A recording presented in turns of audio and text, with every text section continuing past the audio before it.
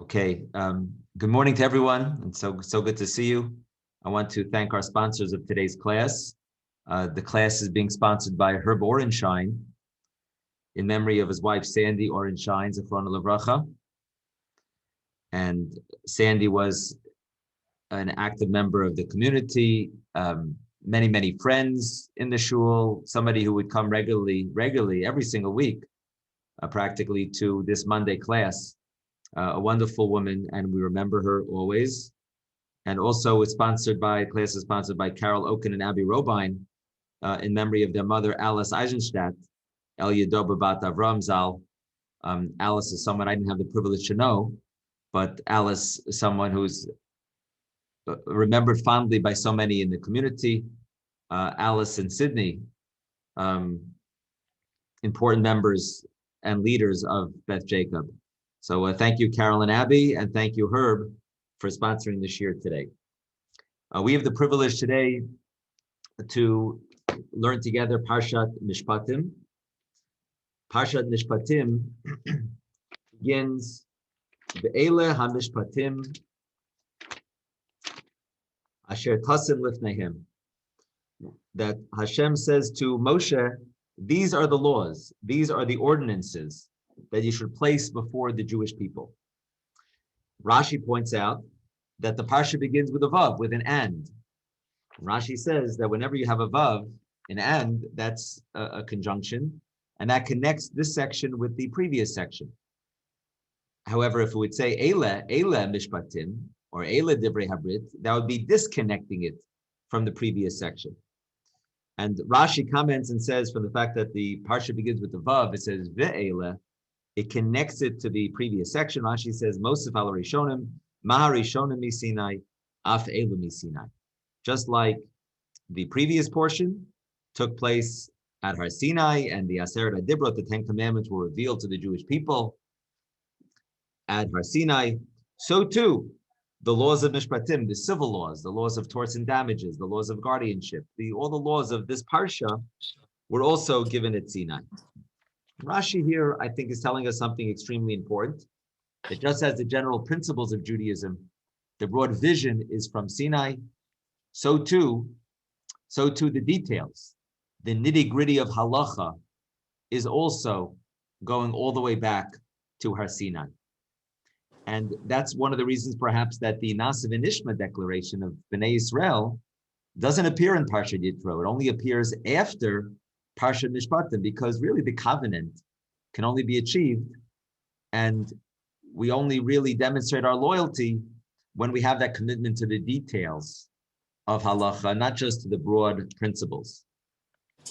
And the Chief Rabbi Jonathan Sachs, Zichrona Livracha, I think said it in this way, which is that the greatness of Judaism is not simply in its noble vision of a free, just, and compassionate society, but the greatness is the way Judaism brings this vision down to earth in detailed legislation.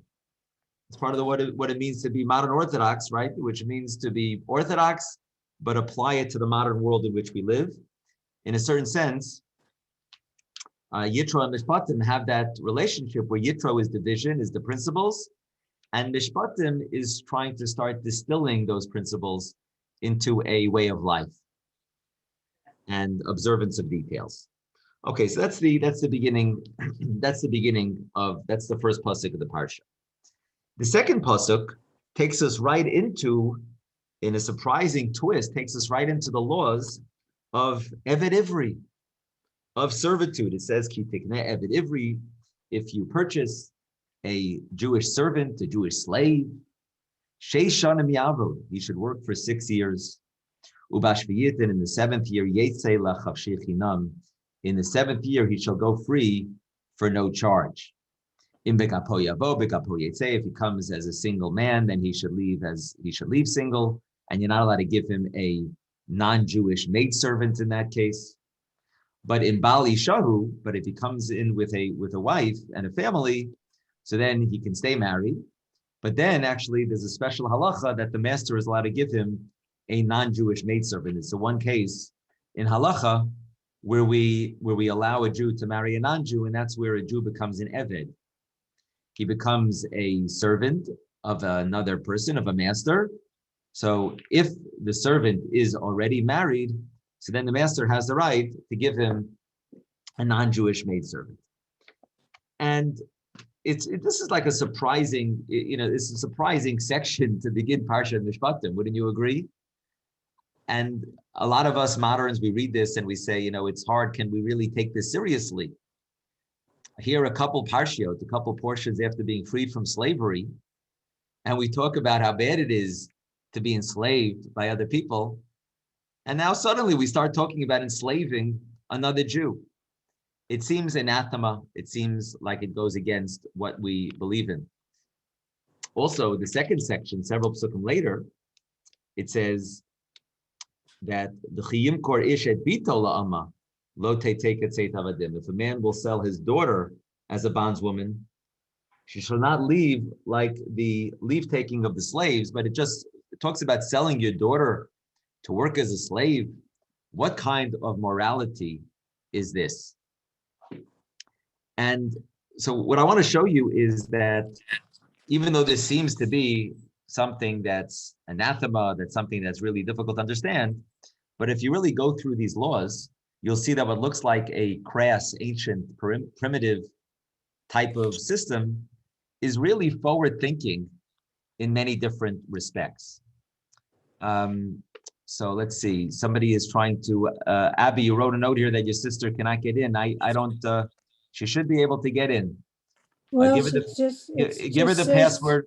Give her the password 456 capital B, and maybe she can get in that way. Okay. All right. So here we have it. So it's a surprising beginning of Parshat Mishpatim. And how do we understand this section? The first thing to realize is that there's really two ways to become an Eved Ivri. One basic way is through theft. If a person steals money from another person and then he gambles it away, he spends it all on drugs or whatever it might be, and he doesn't have the ability to pay it back. And so what the Torah here sets up as a system, this is the classic case. The classic case is where an individual was a thief who's sold by the court to raise funds to pay his victims. The other case is where a person defaults on a loan. And that's another possible case, or extreme poverty. If it's a case of extreme poverty, then an individual can sell himself into slavery, into servitude. But the classic case, and Rashi actually makes a point to say that this section is referring specifically to a person who's a thief, who can't pay back that which he stole to his victims. But another kind of case is extreme poverty or defaulting on a loan. Now, in antiquity, how are these individuals dealt with? A person who stole money from someone else, how is he dealt with? So in Islamic society, if you stole money, they might cut off your hand. Even in Western society, in the centuries ago, if you stole money, you could spend your whole life in prison. In England, there was for quite some time, they would put people who defaulted on a loan in jail. I'm not sure if you know that Australia was annexed by Great Britain once upon a time for the purpose of being a debtor's colony. That anyone who defaulted on loans and who didn't have the ability to pay back, so they would be sent to Australia. That was the idea. It was like one big jail. Now, if a person steals money or defaults on a loan, but let's say a person steals money and is just thrown into jail, or certainly in those societies that did things that are worse. So number one, the victim doesn't get his money back. And this guy who stole money, and there's a difference between a person who's a thief and a person who defaulted on a loan, but let's talk about a thief for the moment. So this criminal can't get his life back on track. And this is society really into the 20th century. Comes along modern economics, and you have the idea of bankruptcy, right? Where it gives you a fresh start. The lender can collect some of his debt.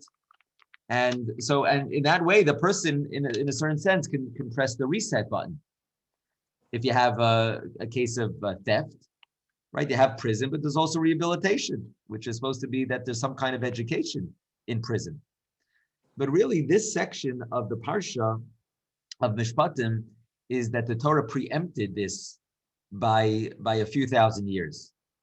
Because here the Torah is telling us that if a person stole money or defaulted on a loan and you owe the person, you can't repay, what's the solution? Are you okay? So the Torah has an incredible idea, which is what? Work off your debt for 6 years. Let's create a system in which the person, the criminal, the thief, can get his life back on track. And the Gemara makes it clear that it has an interesting statement. It says a person who purchases an eved, it's like you purchase a master, because the environment is all an environment of chesed, where you have to show great care and concern for the eved. I also wouldn't even call him a slave. And just in the introductory comments to this section, I mentioned slave almost intentionally, because many people think it's slavery, but it's not slavery. It's something that you might call more as like servitude, like an indentured servant. So in being an eved, so the Gemara makes it clear that if you have one morsel of food, it goes to the eved ivri, it goes to the Jewish slave first. If you have one pillow, if you want one blanket, so it goes to the eved, it goes to the servant. This is entirely different, my friends, from slavery in Egypt. Because an eved is not a slave. Rather, this section is putting together here more of like a rehabilitative work program. The creditor gets the money back in the form of work that he didn't have to pay for. And the thief is able to get his life back on track. And the environment is created to show the eved chesed, kindness. Then at the end of the 6 years, anything he came in with, he's supposed to leave with. And also, we learn this from later on in the Chumash, that he gets something called hanaka. Does anyone know what hanaka is? Hanaka is that he gets a severance payment. That we give him money, we give him gifts to take with him in his life ahead. Because now that he's worked off his debt over the course of the 6 years, he's hopefully internalized the lessons, and now he has those lessons. And then you need to help him to get started again, because after prison, if you don't give him anything, he's in a lapse back into a life of crime again. So you have to give him something. And all of a sudden, this thing which looks immoral, that's totally outdated, is progressive and forward thinking, because it's helping this individual get his life back on track, and it's all an environment of chesed. And then after the 6 years, we don't want him to continue the servitude. And actually, if the servant wants to continue, then he has to go through a whole ritual to show that, right, that he doesn't understand the fact that we're supposed to be free and we're supposed to take responsibility for our lives, and we don't want to just live under the auspices of somebody else taking care of us. The person is supposed to be free and take responsibility for his life. And so you have to put pierce his ear to show that this ear that heard at Arsina, that was supposed to be servants of Hashem and not anyone else, this person is not listening to that as being a servant of other people. So that's what an eved is. It's not slavery. And it's very different than what happened to the Jewish people in Egypt. Let's talk about the next section. It says, it talks about the concept here of selling a girl into servitude. This is crazy. What kind of Torah is this? And Abby writes here, is the length of the service related to the value of the stolen item? I think the assumption is that over the course of the 6 years, he'll be able to pay back what he stole. You're saying, let's say he stole just a small amount, then maybe he shouldn't have to work the 6 years. That's a very, very good point. Look, it's better for him to be able to avoid this whole situation of having to work off the debt. But the second case here is selling off a daughter. I mean, this is crazy. What's going on here in this section? Does anyone know? right? Ma'elu mi Sinai, afelu mi Sinai. There's a vav that connects to Parsha to teach us just like respecting parents and keeping Shabbos and not committing murder, adultery, not stealing, not telling false. All the principles are from Sinai. So too these laws of Mishpatim are also from Har Sinai. So you have to realize the reality of marriage in ancient times. That if there was no dowry, so then there was no marriage, because that's how the couple would start their lives together, with the dowry. So if you didn't give any dowry, then how can my son marry your daughter, right? The daughter would have to come in with a dowry. What happens if a family doesn't have anything? So in ancient times, very often, sadly, the woman would not be able to get married, and who knows what would happen? Who knows what would happen to the woman? And the Torah really is setting up a system because the woman had to be protected in the ancient world, in a society which wasn't set up in a way that protected women. So that's why the Torah has to put up those protections. This is the basis for the ketubah, right? There's a debate in terms of whether the ketubah is rabbinic, whether it's a Torah concept. Seems to be that there's definitely, the idea of ketubah is found in the Torah, but the ketubah is essentially that once a couple are married, that it won't be easy for the man to end the marriage and to put the woman on the street in a society where women were not protected, and it was and for a woman who was married to then be divorced is not easy for the woman or the man, but certainly not for the woman, certainly in those times. And so the ketubah, which is still relevant today, I mean, the ketubah essentially is to say that is to make sure that it shouldn't be so easy for the man to divorce the woman. He'll have to just to make sure that the marriage is irrevocably broken. So then, right? So then if necessary, you have divorce, because the ketubah involves a financial commitment, right? That upon divorce, the man has to has to support the woman financially. Aside from the ketubah, if a father comes to a family and he has no money, then what's going to happen to the daughter? So the Torah has now a creative solution. During those years, the young girl would have been working in the home, on the farm, with the animals, whatever it is, she's working.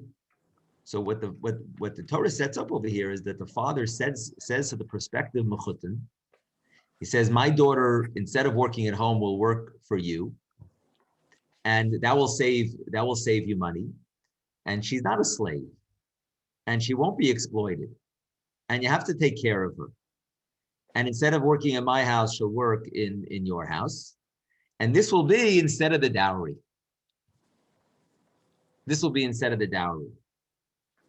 And then it's clear from the psukim that really the point of this was for this young lady to get married to the owner of to the master, or the master's son.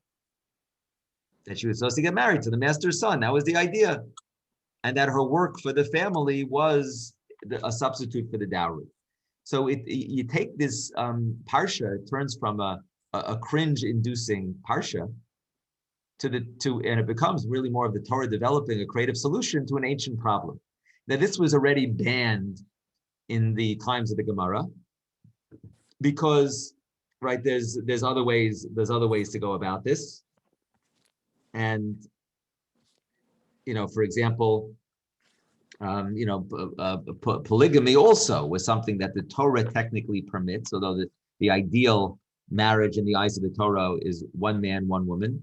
But the Torah does permit a man to marry more than one woman, in a certain sense, to enable, if necessary, for a man to support not just one woman but another woman. And it was in a certain sense to make sure that the women of society, the women of the Jewish people, were protected in the institution of marriage. Once the rabbis realized that that in the Middle Ages, they realized that the reasons to protect women is no longer valid, And they came to a conclusion already over 1,000 years ago, Rabbeinu Gershom, that the institution is not a good one. It's not relevant anymore. It's not valid. So now, right, the Chachamim overturned it and banned polygamy. Now a man can only marry one woman. Even in the days of the Torah, the ideal relationship is clearly, right, is Avram and Sarah. It's Yitzchak and Rivka. Yaakov wanted to marry Rachel. Then there was a whole switcheroo. So he married Leah. Then he had to marry Leah and Rachel. And it worked. He was married to two sisters, and then each of them, there was like another who was Bilhah and Zilpah also. And the marriage, they figured it out. But over the course of time, society changes, and our needs as a community and as individuals evolves. And the Torah, halacha, is very, very adaptive. Halacha is a living, breathing, dynamic document that addresses life's challenges. And now that polygamy causes more problems than it solves, and now for the man to be totally in control of the get process, that causes more problems than it solves. So then it must be changed. Because Rabbeinu Gershom did it 1,000 years ago. Rabbeinu Gershom, one of his, this is Rabbeinu Gershom, 1,000 years ago, who made a number of significant enactments. Number one, he said you're not allowed to read somebody else's mail. And that's whether it's snail mail or email or telegrams or faxes, right? You're not allowed to read somebody else's mail. Rabbeinu Gershom made that ban 1,000 years ago. He also said that a man is not allowed to give a get without the consent of the woman. According to the Torah, the man can just throw the get into the woman's yard, can throw the get into the woman's room through the window. And that's going to be a good get to end the marriage. And Rabbeinu Gershom said that no, that it has to be mutually, that the man has to willingly want to give the get, and the woman has to willingly want to receive the get. This is, by the way, one of the reasons why the ketubah is not so relevant anymore. How many people here know the financial value of a ketubah? Why? Because the way it works now for hundreds of years is that the man and woman come to some kind of financial agreement, right? They come to some resolution of how to divide up the assets. And why? Because the man has to have consent to the divorce, and the woman has to have consent to the divorce. So Rabbeinu Gershom, already 1,000 years ago, realized he needed to, lay the law down that things had to be changed. And also, as I mentioned, Rabbeinu Gershom was the one who said polygamy is something prohibited.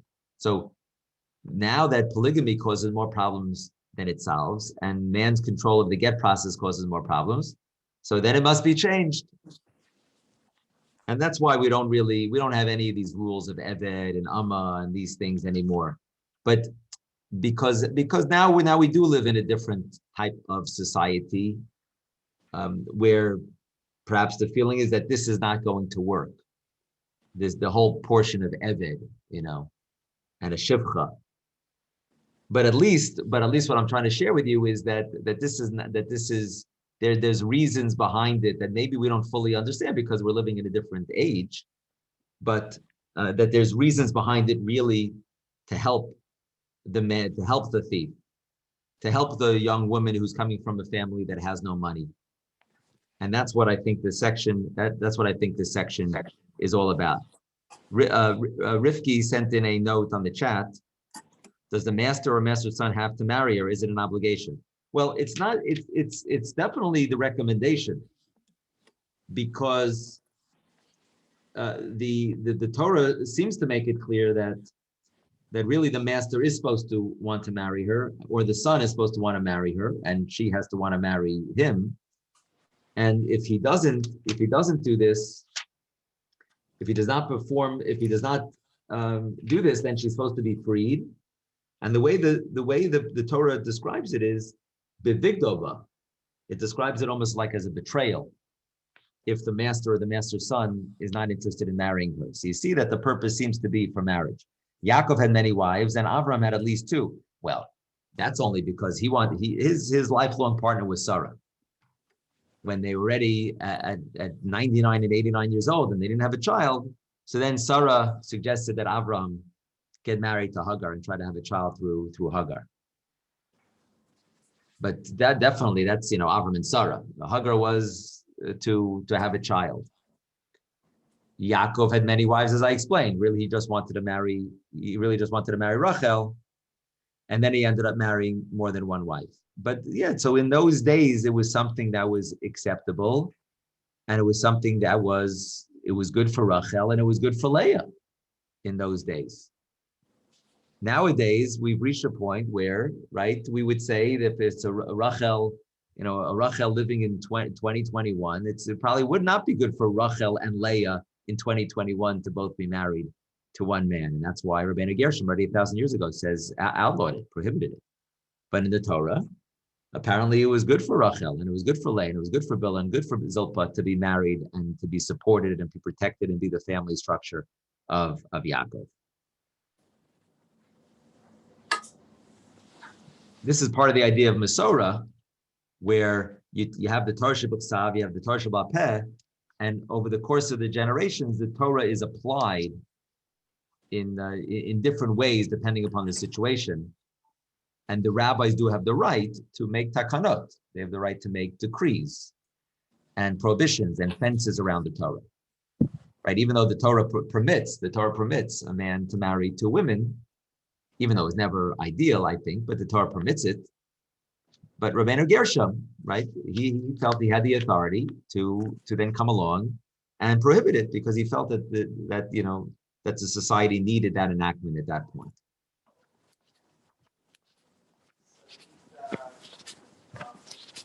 I just think it's the whole section of an Eved is just fascinating that the Torah starts with this section, but I believe it really is all about, it's a rehabilitative work program, and it's to try to help the person get his life back on track. Okay, everyone is warming up. Everyone seems like they're doing well. Okay, no questions or any comments. You're welcome to chime in if you have a thought or a question. Yeah, Rifki, go ahead. If Rabbeinu Gershom was allowed to make a takana with regarding get, with the aguna situation in mind, because that doesn't seem to be working in today's world. Most of the times it does work. And that we spoke about this, I think, last week, that's why we have the prenuptial agreement that I think has done a significant amount in preventing cases of agunot, preventing recalcitrant spouses. But certainly we have some ways to go in that area. That's absolutely right. So, but in the Haredi world, they don't use prenups, and the concept of aguna, is there. It doesn't matter if you're modern, not modern. It's irrelevant.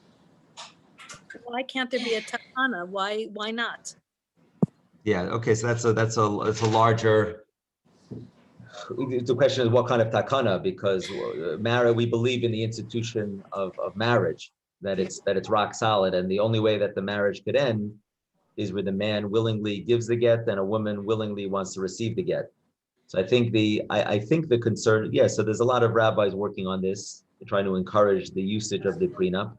For those communities that don't use the prenup, I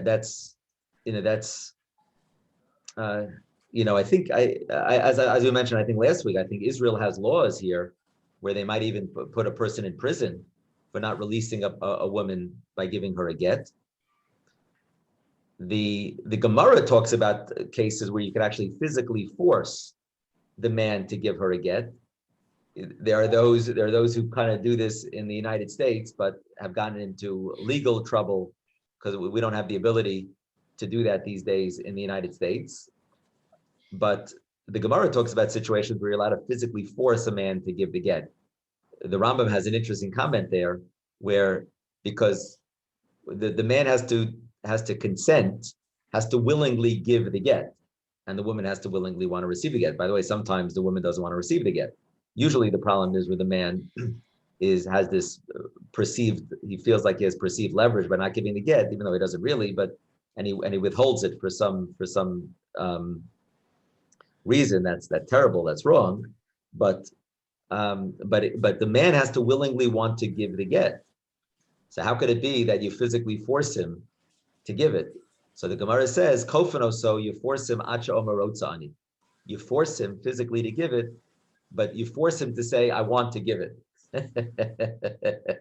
Kofanoto, you force him until he says, I want to give it. What kind of consent is that if you're forced to say, I want to? The Rambam has a remarkable comment there, collector's item Rambam, where he says that deep down, every single person wants to do the right thing. And the right thing in this case, if the marriage is over, is to give the get. The reason why the man doesn't want to give the get is because there's some buildup of illusions and jealousy, anger and resentment and spite and and all this buildup of sediment, that's kind of covering over his neshama that wants to do the right thing. And by physically forcing him, by beating him, you're kind of getting him to realize what he really wants to do when he says Rotza ani. So Kofano Soachi Omer Rotza ani, the Rambam has just a fascinating explanation there, which is to say that really deep down he wants to give the get. It's just there's certain things that are preventing him from thinking clearly, and you're getting him to think clearly. And you're getting his attention and you're getting him to think clearly when you beat him over the head to do it. You might say that's a stretch. It's just interesting what the Rambam says there. In any case, in the United States, in this country, we're really not allowed to do that. And some rabbis and individuals have gotten into trouble for doing that. But Rifki, that's something that we're continuing to work on. Some rabbis, there's a beit in that they're looking into whether was the marriage valid. Figuring out, I think that this is one of those things that are really, it's a challenging issue that we need to do more to make sure to resolve all these situations. We need to do everything we can. The Torah goes into continuing. I'm sorry. Rabbi, could you make a connection with the Parsha and the Super Bowl? A connection between the Parsha and the Super Bowl. Rav Simcha, why don't you go for it? No, it's yours if you can. If not, you can go back to Agunot. Why did you make a bet? It's like Izzy saying Super Bowl because it's like Isru Chag. Everyone, like yesterday, it's like an American tradition. You got to watch the Super Bowl, even if you don't know what the game is all about. You don't know what you're watching. You gotta watch a shtickle of the Super Bowl. And of course, I think football is a very enjoyable game to watch. I watched part of it with my sons. So let's see. Let's see. You need 10 yards for a first down, right? You need 10 yards. So 10 is very significant in Judaism, right? You have the Aseret Dibrot, the 10 Commandments. You have the 10 plagues. You have the 10 individuals that make a minyan. 10 men make a minyan. The minimum amount of psukim that you need to read for Kriyas Torah when you read the Torah in shul is 10.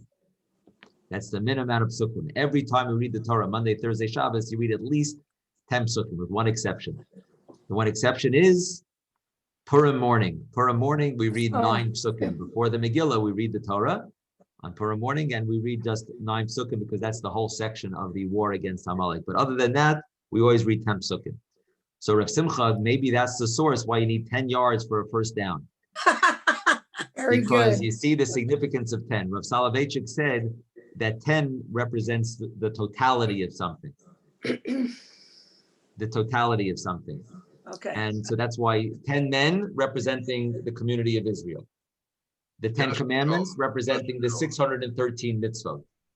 Rav Sadia Gaon says the 613 mitzvot can all be found. They're like in these 10 categories of the 10 commandments. The 10 plagues representing God's power over the whole world. 10 psukim that we read on Kriyas Torah Why? Because it's like we're receiving the Torah. Each time we read the Torah, like we're Right. receiving the whole Torah at Har Sinai. So we read 10 psukim to represent totality. So maybe that's why 10 yards for a first down. That's kind of like a, it's a unit that represents the totality of the field in a certain sense, to at least give the football team a new set of downs. How about Tom Brady? The value and skills of an elder statesman. Ooh, There you go. very good. Good. That's right. He's at the old age of 43. Old age and what value he brings to the game and the respect he gets Yes. as an older person. Okay. Very good. Yeah. Very, very good. And that's the pasuk in the Torah, which says, "Kaberet avicha v'timacha," you have to respect your parents, especially your mom, who's, especially if she's an amazing, amazing mom. That's right. And also it says, "V'bnei seva takum," that you have to stand up for someone who's older. Elder. There's an obligation to stand up for a person who's 70 years and above. V'bnei seva takum. When an older person, 70 and above, that doesn't mean you're old. It just means you're above 70 and you have a certain, you deserve a certain level of respect. You deserve respect from the younger members of the community, the main community, and you deserve also to be, people should seek your wisdom and the experience that you've gained over the course of your life. So when a 70-year-old walks into a room, everyone else is supposed to stand out of respect for that individual, and they say takum. And so we give a shout out of respect to Tom Brady. 43 is certainly, is above 70 in sports terms. Yeah, Ayala. So I guess you all have to get up when I walk into the room now. No, I'm kidding. No, I said above 70, not above 50. Oh, Rabbi, I said above 70. I'm well above 70, but thank you. I have a question. I'm going back to last week. Was it last week when you spoke about the threes being important? Or 2 weeks ago? And I'm sorry, once you departed from the Chukim here, Moti and I were reading over the Megillah yesterday because we need to I have a cloth Megillah that needs to go in to be fixed. And suddenly we read that part and I thought about what you said. Esther is asking Mordechai to gather the people and fast for 3 days. So again, the number 3, which you made such a, important point of, seems to come into play again. Does that have anything to do with what we were talking about, or is that a coincidence? Are we talking about the number 3? Is it with the 3 makot, or with 3 and 3 and 3 makot? Maybe when did we talk about? No, the 3 days that they had to be away from the mountain, and the 3 days that they were getting ready before Kabbalat Torah. Okay, so the 3, yes, that's true that the 3 is significant in those different areas. We might have touched on that a little bit, and said the 3 days again of Esther. Also, you have those three fast days. There's another example of the significance of 3. Right? 3, yes, okay. Yes. Okay.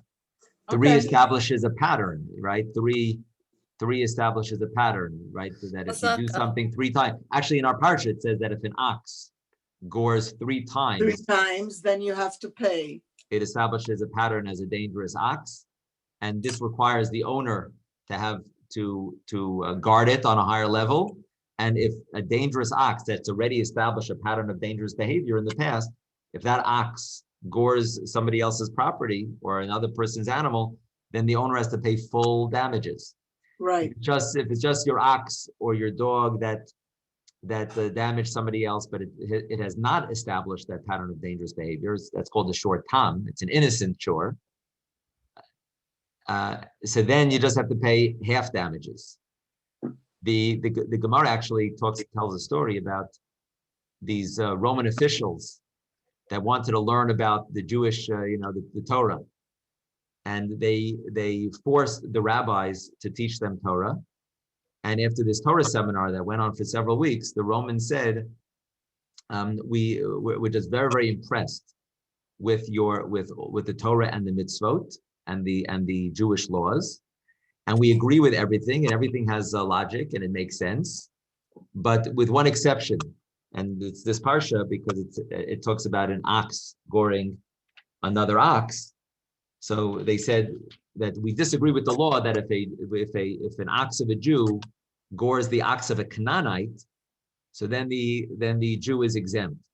But if the ox of a Canaanite gores the ox of a Jew, then the Canaanite is obligated. Now this might just be a law for a Canaanite or an idolater. It's a special law by a Canaanite, by an idolater. But in any case, they said we don't understand that law. But you know what? Because you've taken so much of your time to teach us your laws, and and you're nice people, we're not going to report on you to the authorities about that discriminatory law. Right? We agree with the whole Torah, but that law we disagree with, but we're not going to report to the Roman officials about the fact that that's discriminatory against non-Jews or against the Canaanites. So the Yamshel Shlomo says, you see from here something very, very important, that the rabbis should have realized, right, that it was dangerous to teach that halacha to the Romans. And since there is it seems to be a distinction, right, between the Jews and non-Jews there, even though, of course, right, we believe that every single person is created in the image of God, and we believe that there's right, that you have to respect the property and the humanity of every single person, Jew or non-Jew. But at least from that law, it does seem to be a distinction. So why didn't the rabbis? They should have tweaked it a little bit. They should have changed it around when they taught it to the Romans. Certainly, you're allowed to eat not kosher to save your life. You're allowed to violate Shabbat to preserve your life. You only have to give up your life for the three big cardinal sins, right? Adultery, idolatry, and murder. You're not allowed to do those, even if it means giving up your life. But so why didn't the rabbis? This could have led to a pogrom, right? Had the Roman officials reported to the authorities, who knows what would have happened to the Jewish people? The Marshal, the Yamshel Shlomo, Rav Shlomo Luria, 1500s, contemporary of the Ramah, says, you see from here that a Jew is never allowed to distort Torah. You're never allowed to present it in a false way. You're never allowed to distort it. You're never allowed to pervert it. You can't. So the rabbis, once they were forced to teach the Torah, the laws to the Roman officials, they had to be truthful. And you see from here, the Yamshel Shlomo says the importance of the integrity of Torah and the Psukim. This is one of the reasons, by the way, as to why you're generally not supposed to divide the Psukim, right? If you have a pasuk called Psuke, the lo paske Moshe, ana lo paskin. If you have a pasuk that goes all the way from, right, the Psukim were divided at Har Sinai. A person is not supposed to quote just like a half a pasuk. Okay, if it's in the course of a shir or Dvar Torah, okay, you quote a few words, that's okay. But if you're doing a ritual of some kind and it's a formal recitation, so you have to say the whole pasuk. You're not supposed to say half the pasuk. This is part of the idea of that we have to maintain the integrity of the psukim. And there seem to be a couple exceptions to that, but I only mention that because you mentioned number 3, which is that an ox becomes a dangerous ox and has to pay full damages when it gores 3 times. You mentioned number 3. And number 2, it actually appears in our Parsha. This section of torts and damages and ox appears in our section. Rivki, I want to mention one other point before to get your thought or question, because it also talks about a person who steals an ox in our Parsha. And it's nice to try to see how you can derive lessons from these laws. I think it teaches us that these laws, it's not just the big principles that are significant, but even the details and the laws are also something significant. We don't have all these laws in place now because, right, we just not on the, we don't have a society in which we're able to yet, maybe in the days of Mashiach, but at least, right, we're living in America, we certainly can't, and in Israel, there's also the civil laws. So a lot of these laws are not fully observed, but the Torah says that if a person steals an ox or a sheep, And by the way, we're supposed to follow Dina Malchutadina. We have to follow the law of the land. But the Torah says that if a person steals an ox or a sheep and slaughters it or sells it, Chamisha bakar yishalem tachad ashur ve'arbatzon tachad aseh. You have to pay 5 times the amount of in the case of an ox, and 4 times the amount in the case of a sheep. Wow. It's like a special penalty. If a person steals and they don't have the ability to pay back, that's where we said servitude comes in to enable him to pay back the victim and to get his life back on track. And that's what we spoke about at the beginning of this year. If a person does have the ability to pay back, let's say you still have the animal, you still have the iPhone, you still have whatever, the bike that you stole. So you have to do tshuva. You have to ask the person for forgiveness, but you have to return the bike. You have to return the bike. Maxine, am I right? You have to return the bike. Absolutely. Even Maxine agrees to that. If the Beis Din, if it's true, if the person does not admit stealing money, but it's witnesses that bring testimony against him, and the court finds him guilty, so then the court will obligate him to pay what? To pay double, kefel. You have to pay the principal plus another portion. That's double. However, it's a special law here that when it comes to an ox or a sheep, and there's a lot of different laws when it comes to robbery and theft in terms of what a person is obligated to pay. But in terms of here, it's a special penalty that you have to pay 5 times the amount when it comes to the ox and 4 times the amount when it comes to a sheep. Again, it's if you sold it or slaughtered it. You stole it and sold it. Or you sold it and slaughtered it. Why? Because you stole it and then you try to benefit from it in a way that kind of gets rid of the evidence. To serve as a deterrent, the Torah gave an additional penalty of 4 or 5 times the amount. But why the difference between an ox and a sheep? Yeah. Right? Why should there be that difference? An ox can do a lot more Just- work. Oh, an ox can do a lot more work. That's right. So that's one of the And get interpretations more of money. Rashi. Maxine, right? And get more money for the ox too. Okay, so an ox can do more work in the field, and therefore when a person steals that ox, that's causing a greater financial harm to the owner. Right. Perhaps for that reason, Rashi says that you have to pay 5 times the amount by the ox. That teaches us the value of work. The halacha recognizes the animal that does hard work, and the thief has to pay accordingly. But then Rashi gives another interpretation. Does anyone know the other interpretation of Rashi? Rashi says that quotes from Yochanan ben Zakkai, Chas hamakom al kvoden shel briot. And we've learned this in the past, that the Torah cares about the dignity of human beings. The ox can be taken by its feet, meaning you could kind of walk it. The thief could walk it off the property, and he's not embarrassed in the course of the process. With the sheep, apparently, I'm not a farmer, and I've also never stolen sheep. But apparently to steal a sheep is very, very difficult. It's not going to follow you off the property.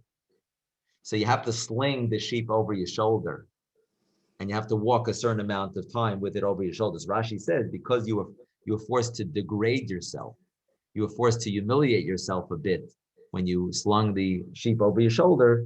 So then that's why you get a break. You still have to pay, and you still have to pay multiple times the amount, but you just have to pay 4 times the amount, not 5 times the amount, right? Because you suffered humiliation during the course of the process of your thievery, so you only have to pay 4 times the amount. And you'll say, well, come on, we're worried about the dignity of a thief. The answer is yes. We worry about the dignity of a thief. He still has to pay for his crime. But what you see from here is that even with a thief, we care about the dignity of all human beings, and certainly for all our friends and family members and extended community members who are not thieves, who are upstanding people, members of the community. we have to go really, really so far to act in a way and talk in a way that respects their dignity always. In the chesed that we do for others, you have to respect their dignity as well. And in the way we talk to others and about others, right? What you see here is kavod habriya, is the intrinsic, inherent dignity of every single person, and to therefore respect that dignity accordingly. Because even if it's with a thief who has to degrade himself a little bit, the Torah acknowledges that, and will give him a break, and so he doesn't have to pay 5 times the amount; he only has to pay 4 times the amount. Think about those people also sometimes in the community who get overlooked. Right? There's some people who get overlooked. So there's maybe there's an even extra obligation for us to look out for those people and make sure to give all people dignity. Sure. Rabbi, could it be that the Parsha starts with the Vav, Ve'ele HaMishpatim, because in the previous Parsha, it talks about Moshe teaching Mishpatim to the people, and we're talking about Yitro, the whole idea of Mukdam or Muchar, that maybe Yitro actually came later, closer to Matan Torah. So maybe that is why it says Ve'ele HaMishpatim.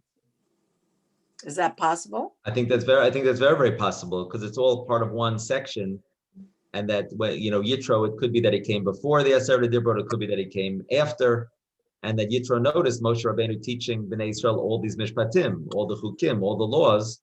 So maybe that's another idea of the Vav connecting to two, because they really are part of one. They're part of one narrative. That's a nice point, Ayala. Yeah, Rifki, go ahead. You mentioned before the story of the teaching the Romans the Torah and giving over that pasuk in its entirety, but we learned about Moshe and Aaron Shalom ve'emet.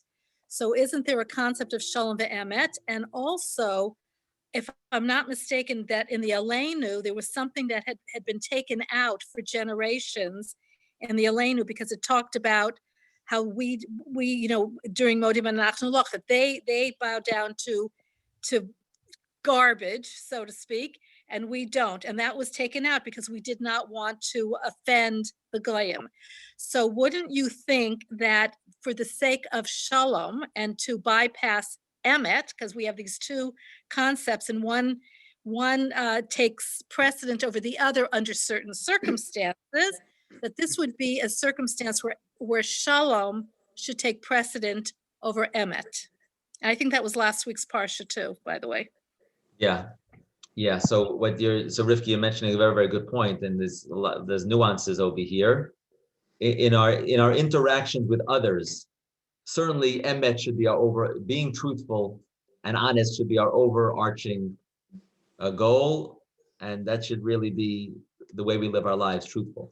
There are certain times where in our interactions with others where we emphasize, shalom. So just as an example, Aaron HaKohen, when two people were in a fight, the way he would try to bring reconciliation, he would go to one and say the other person wants to apologize and reconcile. He was just making it up, but he said the other person wants to reconcile. And then he'd go to the other and say the other person wants to apologize and reconcile. And that would be a way he would kind of bring them back together. There are certain situations where, right, where a friend comes back from the mall and has a sweater where you can say it's a nice sweater, it's a beautiful sweater. You don't have to be brutally honest and share everything you think and be totally truthful about the sweater. So so there's certain situations where you have to integrate peace, and then also in a larger sense in terms of being a person of great conviction and values that you believe in, but yet being accepting and inclusive, right, and non-judgmental, which is also about, it doesn't come at the expense of your truth. It kind of just complements it. So that's with MS. That's MS and shalom. But with regards to, Rivki, with regards to, let's say, when you're teaching Torah, so emes and shalom need to be balanced when it comes to interactions with others and how we speak to others. But in terms of, let's say, when we're teaching Torah and representing Torah, then you can't kind of change around Torah, even if it's for your own purposes. Having said that, Rivki, you still want to be, wise about it, and let's say the censorship of Aleinu, like you said, right? Where so we could leave out a couple of words. That's not distorting. It's kind of just leaving out a couple of words. Shehem Mishtachvim Lehevel Varik was removed from the Aleinu for a period of time. Shehem Mishtachvim Lehevel Varik. Varik is gematria. Varik is gematria Yeshu. And some say that Varik is a reference to Yeshu. But in any case, I think that is part of the original language, and I think we can say it. But so Rivki, it's kind of like a balance in being like, smart about it, and it doesn't, right? We don't advertise everything. At the same time, that when we're teaching it to somebody, then it's something that you can't willingly distort it. Let me end off, because we're reaching the hour mark, and just the last it starts with Revelation and Yitro, then you have all the laws of Mishpatim, and then you have Revelation at the end of the Parsha. And Ayala went back to the Vav. She's kind of intrigued by the Vav, and me too. Like, the Vav is very interesting. Why does it move from Revelation to laws back to Revelation? And maybe the point is that, as sincere as the initial feeling was, it pales in comparison to the experience we have the second time around, now that we have the Mishpatim. There was like an incredible experience that we had when we heard the Aseret Dibrot. But once we have this knowledge of halacha, once we know the laws, so that kind of enhances the spiritual experience. So perhaps that's why you have the revelation, then you have the giving of the laws, and then you have revelation on an even higher level, during which we say Nasa v'nishma. It's only at the end of Mishpatim, after receiving the laws, right? That's when, that's when we could really say Nasa v'nishma. And so we don't need to choose between fidelity to halacha and profound spiritual experience, because really they're complementary. And that some people, they just want the spirituality. Other people are kind of like really, really in the nitty-gritty of halacha. And the idea is that we can actually achieve in both areas. The last thing I'll mention, it says, Vayomer Hashem Moshe, Alei alai ahara v'hayesha. Hashem says to Moshe, the end of the Parsha, Parak Chav Daled, Pasuk Yud Bet. Hashem says to Moshe, come up the mountain and be there. And many say that this is actually prior to Parshat Yitro, getting back to what we were just talking about before. But leaving out that point as to when this happens, Hashem says to Moshe, come up the mountain to Ayesha. And the question is, what does it mean to be there? Where else would Moshe be? Once he's hiked to the top of the mountain, isn't it obvious that he'll be there? And perhaps Hashem is saying to Moshe that here I'm revealing to you the secret of how to live a meaningful life. I want you to share this accurately with the people. And I know that you have many responsibilities that you're preoccupied with. You have many friends on Facebook. I know you're so popular on Instagram, and you have a lot of stuff going on. But Moshe, when you're on top of the mountain, I want you to make sure to be with me. Alei alai ahara, climb up the mountain to Hayesham and be there together with me. And I think it's a message for all of us to be present in our relationships and our experiences at work, whatever we're doing, to be present.